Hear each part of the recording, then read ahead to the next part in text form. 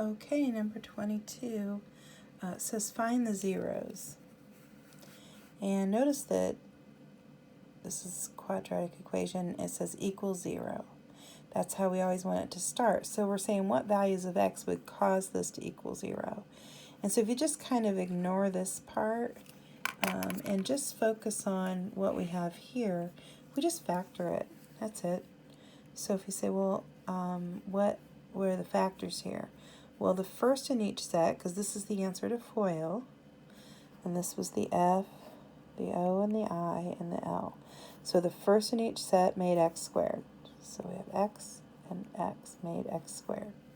And the last in each set made 24. So let's list the factors of 24 real quick.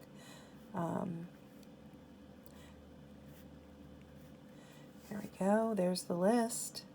I start with 1, then 2, then 3, then 4. And I just know that the next set has to come from between these two, which means 5 is the only number to consider next. But I've got my list here. The sign of the middle term always goes on the largest number in each set, so my large ones are positive. But this is actually a negative 24, so that means my small ones are negative. I'm looking for the set that adds together to make 5. Right there it is. Now, since this starts with a 1 on the first term, we can just pop these right into our answer. We have a -3 and a +8.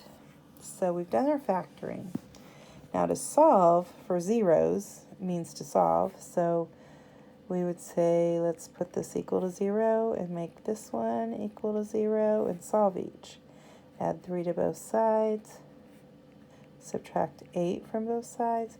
So the numbers that cause this to equal 0 are 3 and -8.